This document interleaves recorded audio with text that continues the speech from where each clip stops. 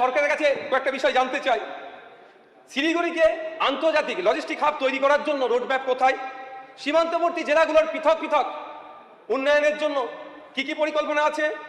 পাহাড়ে কর্মসংস্থান বৃদ্ধির জন্য কি কি পদক্ষেপ নেওয়া হচ্ছে? উত্তরবঙ্গকে আন্তর্জাতিক পর্যটন কেন্দ্র গড়ে তোলার জন্য কি কি পদক্ষেপ গ্রহণ করছে? ও তখন এটা প্রশ্ন করছি, তখন উত্তর নেব। আমরা ঠিক করেছি যে প্রত্যেক বছর সবচেয়ে ভালো বিধায়ক যে হবে তাকে ঘোষণা করা হবে এবং পুরস্কৃত করা হবে। তার জন্য সমস্ত নিয়মকানুন এবং অ্যাটেন্ডেন্স আপনাদের দেখে এক এজেন্সিকে ঠিক করা হচ্ছে, তারা এটা মূল্যায়ন করে বলবে।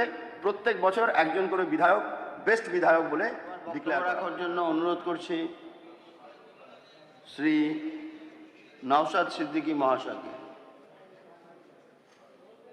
সময় 7 মিনিট। ধন্যবাদ স্পিকার স্যার। উত্তরবঙ্গ উন্নয়ন দপ্তরের বাজেটের উপরে দাবি নম্বর 62-তে আলোচনা করার সুযোগ দেওয়ার জন্য 2011 সালে উত্তরবঙ্গ উন্নয়ন দপ্তর শুরু হয়েছিল, তৈরি হয়েছিল উত্তরবঙ্গের বিভিন্ন বঞ্চনার হাত থেকে মুক্তি করার জন্য। কিন্তু দীর্ঘ বছর বিগত সরকার শাসন কার্য চালাবার পরেও আমরা দেখলাম 5107 কোটি টাকার মাত্র খরচ করেছে, বরাদ্দ সেই মতো করেনি। শুধুমাত্র পাবলিসিটি নেওয়ার জন্য, উত্তরবঙ্গের মানুষের সেন্টিমেন্ট নেওয়ার জন্য এই দপ্তরটা এক প্রকার খুলে রেখেছিল। যদি এই অর্থবর্ষে 1821 কোটি টাকা বরাদ্দের ঘোষণা মাননীয় মন্ত্রী মহাশয় করছেন। স্যার, উত্তরবঙ্গ নিয়ে বলতে গেলে অবশ্যই পাহাড়, ডুয়ার্স, শিলিগুড়ি করিডর, সীমান্ত অর্থনীতির কথা বলতেই হবে। যদি না বলি আমার বক্তব্য অসম্পূর্ণ থেকে যাবে। কারণ উত্তরবঙ্গ শুধুমাত্র একটি প্রশাসনিক অঞ্চল নয়, এটি উত্তর পূর্ব অঞ্চলের প্রবেশদ্বার, আন্তর্জাতিক বাণিজ্যের করিডোর এবং পূর্ব ভারতের অন্যতম বাণিজ্য কেন্দ্র। কিন্তু দুঃখের বিষয়, এই বাজেটের সাথে এই পরিকল্পনাগুলোর অনেকটা সাদৃশ্য দেখতে পাচ্ছি না। স্যার, আমি স্পেসিফিক উত্তরবঙ্গ করিডোরকে নিয়ে যদি বলি, কৌশলগত গুরুত্ব এবং অর্থনৈতিক পরিকল্পনার অভাব, নেপাল, ভুটান, বাংলাদেশ সহ উত্তর পূর্ব ভারতের সাথে যোগাযোগের এই অঞ্চলকে কেন্দ্র করে এখানে লজিস্টিক হাব থেকে শুরু করে আন্তর্জাতিক মানের মালবাহী truck terminal, cold chain network এবং বহুমুখী রপ্তানির কেন্দ্র এখানে করা যেতে পারত। কিন্তু আমি এই বাজেটে মন্ত্রী মহাশয়কে জানতে চাই, তিনি জবাবি ভাষণে নিশ্চিতভাবে উত্তর দেবেন, এই বাজেটে শিলিগুড়িকে পূর্ব ভারতের অন্যতম আন্তর্জাতিক বাণিজ্য কেন্দ্র গড়ে তোলার জন্য কি কি পরিকল্পনা রেখেছেন। সীমান্ত অর্থনীতি স্যার, সম্ভাবনা আছে ব্যাপক, কিন্তু কাজে লাগানো হচ্ছে না। উত্তরবঙ্গে একাধিক জেলা সীমান্ত লাগোয়া জেলা, সুতরাং এখানে কৃষিজ থেকে শুরু করে পর্যটন এবং ক্ষুদ্র শিল্পকে যথেষ্ট সম্ভাবনা আছে, আমরা সেরকমভাবে কাজে লাগাতে পারছি না। স্যার, পাহাড় স্থিতিশীল উন্নয়ন কোথায়? দার্জিলিং, কালিম্পংয়ের মানুষ দীর্ঘদিন ধরেই শান্তি, উন্নয়ন এবং কর্মসংস্থানের প্রত্যাশায় আছে, কিন্তু আমরা তাদেরকে সে জায়গা থেকে বিমুখ করে রেখে দিয়েছি। স্যার, পাহাড়ের জন্য প্রয়োজন উচ্চমানের স্বাস্থ্য পরিষেবা, আধুনিক শিক্ষা প্রতিষ্ঠান। ওই গত সরকার দার্জিলিং হিল ইউনিভার্সিটি দিলেও ডিপার্টমেন্ট নাই, ফ্যাকাল্টি নাই, এই ধরনের প্রয়োজন নাই।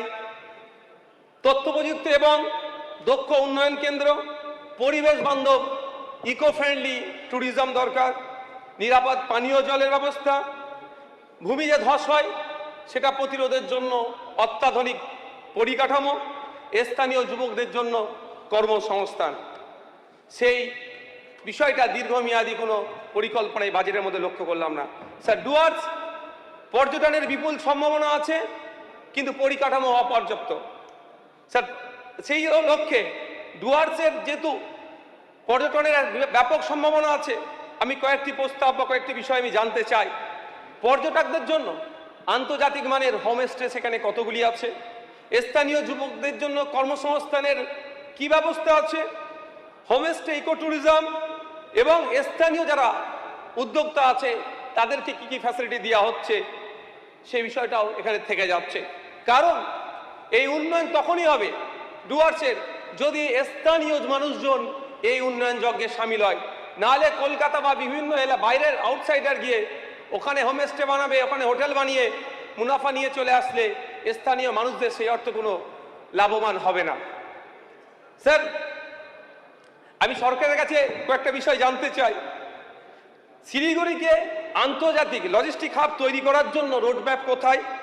সীমান্তবর্তী জেলাগুলোর পৃথক পৃথক উন্নয়নের জন্য কি কি পরিকল্পনা আছে? পাহাড়ে কর্মসংস্থান বৃদ্ধির জন্য কি কি পদক্ষেপ নেওয়া হচ্ছে?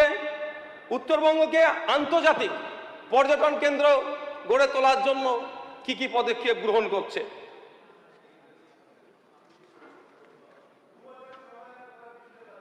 ও তখন এটা প্রশ্ন করছি, তখন উত্তর নেব, সাজেশন দিচ্ছি।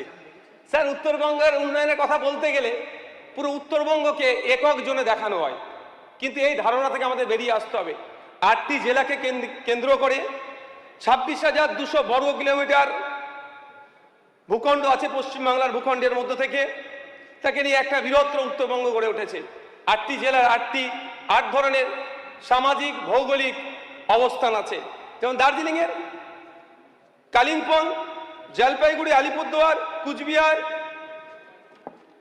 উত্তর দিনাজপুর, দক্ষিণ দিনাজপুর, মালদা বিভিন্ন সমস্যা আছে এবং বিভিন্ন অবস্থান আছে। যদি মালদার কথা বলি, নদী ভাঙনের যে সমস্যা আছে সেটাকে দূরীকরণের জন্য আলাদা করে ব্যবস্থা নিতে হবে। দক্ষিণ দিনাজপুরের কৃষি শিল্পর একটা সম্ভাবনাময় জায়গা, আলাদা গুরুত্ব দিতে হবে। কালিম্পং অর্গানিকের ফল এবং ফুল চাষের জন্য ব্যাপক সম্ভাবনাময় জায়গা, আলাদা গুরুত্ব দিতে হবে। এবং দার্জিলিংয়ের আন্তর্জাতিক মানের পর্যটন কেন্দ্র গড়ে তোলার জন্য স্যার গুরুত্ব দিতে হবে। পরিশেষে একটাই কথা বলবো, উত্তরবঙ্গের মানুষ কোনো অনুগ্রহ চায়নি, তারা চায় সম অধিকার। সমান্তরালভাবে যেভাবে সমতলে উন্নয়ন হচ্ছে, পাহাড়ে বা উত্তরবঙ্গের উন্নয়ন হোক, এটা চাই। ধন্যবাদ স্যার। ধন্যবাদ মাননীয় সদস্য। কয়েকটা ঘোষণা করব এবং কিছু বিষয় আমি আপনাদের সামনে উপস্থাপন করব। মাননীয় সদস্য, দেখা যাচ্ছে যে মাননীয় সদস্যরা মেনশন করার সময়ে একাধিক বিষয় এবং একাধিক ডিপার্টমেন্টকে নিয়ে দীর্ঘ বক্তব্য রাখছেন। সদস্যদের অনুরোধ করা হচ্ছে তারা তাদের বক্তব্য একটি মাত্র বিষয়ে, একটি মাত্র দপ্তরের উপর কেন্দ্রীভূত করেন। বক্তব্য সংক্ষিপ্ত রাখবেন যাতে সময়ে সবার কাজ পরিচালন করা যায়। আবার আপনাদের দীর্ঘ বক্তব্য দপ্তরে যাবে। মাননীয় আমাদের যে মুখ্যমন্ত্রী তিনি বলেছেন আপনাদের প্রশ্ন দপ্তরে যাবে, সেই দপ্তরের উত্তর মাননীয় মন্ত্রীরা দেবেন আপনাদের কাছে। এটা বাধ্যতামূলক করা হয়েছে, আগে যেটা হতো না সবসময়। তাই এই ব্যবস্থা যাতে ঠিক থাকে সেই জন্য আপনারা সংক্ষিপ্তভাবে প্রশ্ন রাখবেন কিংবা বিষয় বলবেন, যাতে মন্ত্রীরা আপনাদের বক্তব্য পড়তে পড়তে বোর না হয়ে যায়।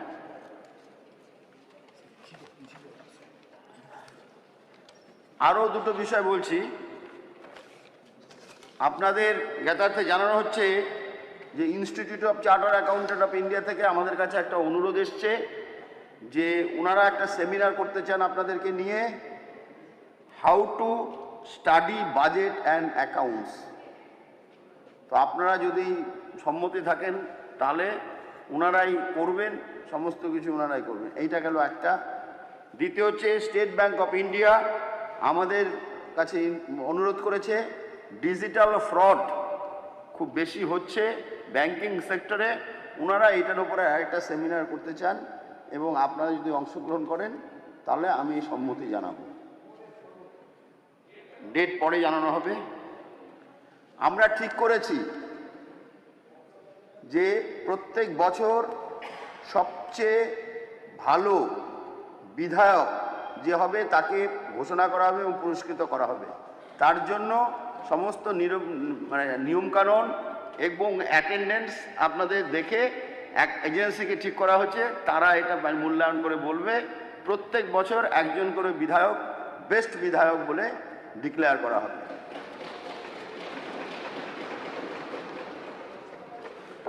আপনাদের জ্ঞাতার্থে আমি জানাচ্ছি যে আমাদের এই টিমের মধ্যে আমরা অনেক বিচক্ষণ মানুষ আছেন, যারা বিচক্ষণ ব্যক্তি আছেন, তারা কারা।